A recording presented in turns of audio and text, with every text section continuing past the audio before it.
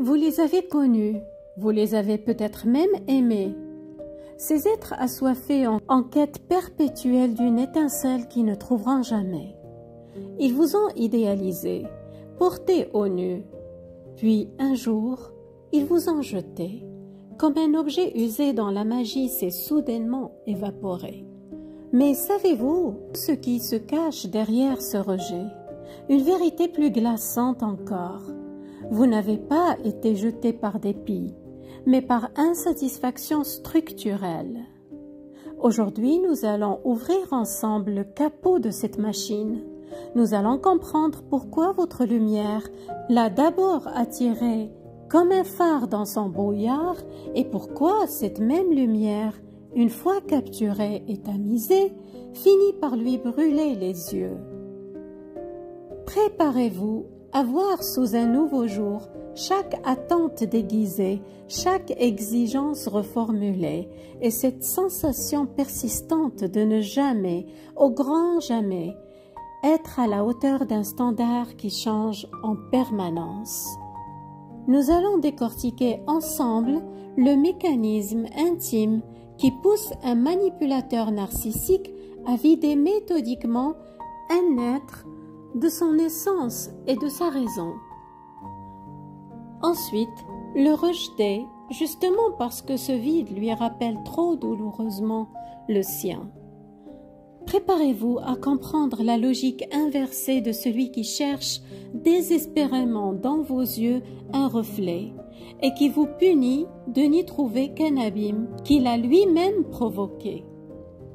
Je suis Fatem Zahra Alami.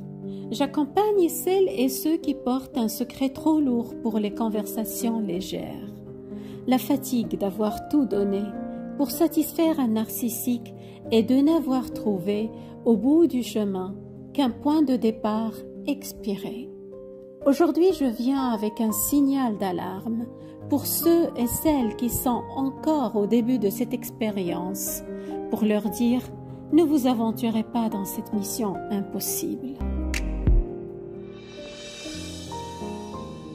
Cette mission impossible, c'est l'insatisfaction chronique du narcissique. On pourrait l'appeler la quête du Saint Graal perdu, la chasse aux fantômes. Mais en réalité, elle est bien plus terre à terre et bien plus toxique. C'est un mécanisme sournois qui le pousse à vous dévorer morceau par morceau, en cherchant désespérément dans votre substance la nourriture qui, en vérité, manque à son propre être. Et le résultat est toujours le même, implacable, vous videz de votre énergie, de votre raison, vous dépersonnalisez, puis vous jetez. Parce qu'au cœur de cette insatisfaction chronique, il y a un paradoxe qui glace le sang. Plus vous vous approchez, plus vous vous montrez fidèle, plus vous vous efforcez de correspondre à l'image qu'il s'est faite de vous, plus vous devenez invisible. Parce que ce qu'il cherche désespérément en vous, ce n'est pas vous. Ça n'a jamais été vous. Il cherche un objet parfait, une extension de lui-même, sans volonté propre, sans aspérité. Un miroir qui ne renvoie toujours que la même image, la sienne glorifiée. Et chaque fois que votre authenticité perce, un choix, une opinion, une préférence qui vous appartient, c'est une panne. Vous êtes considéré comme un appareil qui ne remplit plus sa fonction. Une preuve que, encore une fois, vous n'êtes pas celui ou celle qu'il espérait, que vous ne comblerez pas le vide en lui. L'insatisfaction est donc inévitable, programmée depuis le départ. Car son attente est une équation sans solution. Il exige une fidélité absolue à un modèle qui n'existe pas. Plus vous vous approchez de ce qu'il semble demander, plus il rehausse la barre. Plus vous vous effacez pour lui ressembler, plus il vous trouve fade, interchangeable, vide. Vous croyez avoir mal interprété ses attentes, vous redoublez d'efforts, mais non, c'est le système lui-même qui est défectueux. Son insatisfaction n'est pas un échec de votre part, c'est le signe que vous êtes entré dans son jeu. un jeu où les règles changent à chaque tour. Lentement, le regard change. Sans elle à vous remodeler, cette conviction fanatique qu'il doit vous convertir à sa vérité laisse alors place à une froideur méthodique. C'est là que commence la phase de vidage. Votre essence, votre personnalité, vos préférences, tout ce qui fait de vous un être distinct devient une panne dans son système. Il ne voit en vous que le dysfonctionnement que vous représentez à ses yeux. Vous n'êtes plus une personne, vous êtes un problème à résoudre, un objet à recalibrer. Et s'il ne peut vous reformater, il vous jettera, non par la colère, mais par dégoût de l'objet défaillant que vous êtes devenu. Arrive l'étape ultime, le rejet. Un rejet qui semble incompréhensible, cruel, absurde, après toutes vos tentatives désespérées de le satisfaire, tout ce que vous avez sacrifié. Mais en réalité, ce rejet était inscrit dans le scénario depuis le premier acte, car une fois que vous êtes vidé de votre essence, une fois que vous n'êtes plus qu'une coquille modelée à son image, que reste-t-il de vous pour le nourrir? Rien. Et c'est ce rien qui fuit, ce vide que lui-même a créé et dont la vue lui est devenue insupportable. Il ne vous jette pas parce que vous êtes imparfait, il vous jette parce que vous lui renvoyez l'image de son propre échec. Et c'est là que se trouve le paradoxe ultime. Votre vide le terrifie, car c'est un miroir de son propre néant, un néant qu'il fuit désespérément, mais dans l'autre cas de figure, si vous résistez, si vous préservez votre essence, votre personnalité, votre richesse intérieure, votre lumière, cela devient tout aussi insupportable pour lui ou pour elle, parce que votre plénitude, justement, fait ombre à son vide. Votre authenticité vibrante souligne par contraste son absence à lui-même. Alors, que vous vous laissez vider ou que vous résistiez, sa frustration est inévitable. Je vous disais tout à l'heure que c'était une mission impossible. Son insatisfaction chronique n'était donc jamais vraiment liée à vous. Elle est pathologique et inévitable. Vous n'étiez qu'un terrain d'expérience sur lequel il a projeté sa guerre intérieure, une guerre qui ne peut pas gagner.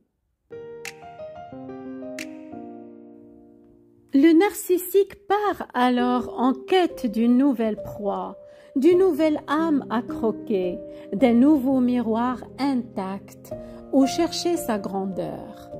Pour quelques mois, quelques années, avant que le cycle ne se répète.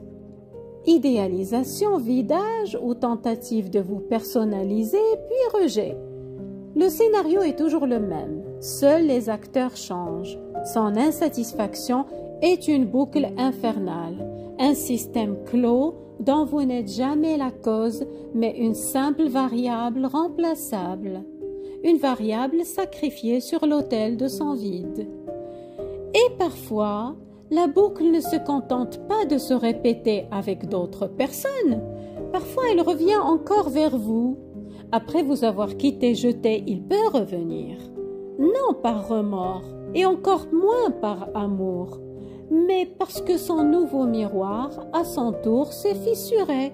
Et dans sa quête désespérée, il revient vers l'ancien reflet, celui qui est connu, vous. Mais attention, ce n'est pas une seconde chance, c'est un cycle amplifié. Il revient avec en lui le poids de ses échecs passés et de ses frustrations accumulées, la déception de n'avoir jamais trouvé ce qu'il cherchait ni en vous, ni en d'autres personnes, ce qui s'est transformé en une exigence plus froide, plus dur. Chaque cycle repris est plus violent que le précédent. Les règles sont plus strictes, la tolérance nulle.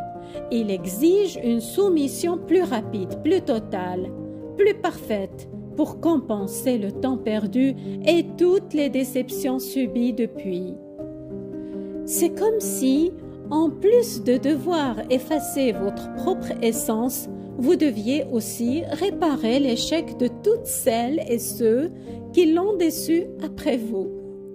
Vous n'êtes plus seulement face à son vide, vous êtes face à un vide renforcé par la rancune. C'est la spirale ultime de l'insatisfaction chronique, une machine qui, à chaque tour, s'accélère et se radicalise. Comprendre cela, c'est se donner une raison de plus de ne jamais reprendre sa place dans le manège, parce que la prochaine rotation sera toujours plus brutale. Alors, que faire de cette prise de conscience? Si vous vous reconnaissez dans ce cycle, sachez ceci, vous n'avez pas échoué, vous avez été piégé dans une équation sans solution. Votre fatigue est celle d'avoir couru après un miroir qui se dérobait sans cesse. Votre sentiment de vide est le résultat d'avoir été méthodiquement vidé. Prenez cette compréhension comme le premier pas vers vous-même, comme la clé qui ouvre la porte de votre propre reconstruction. Vous n'êtes pas le reflet qu'il a essayé de créer. Vous êtes la source qui n'a jamais pu éteindre. Et cette source, aussi discrète soit-elle aujourd'hui, attend seulement votre permission pour couler à nouveau. Prenez soin de vous.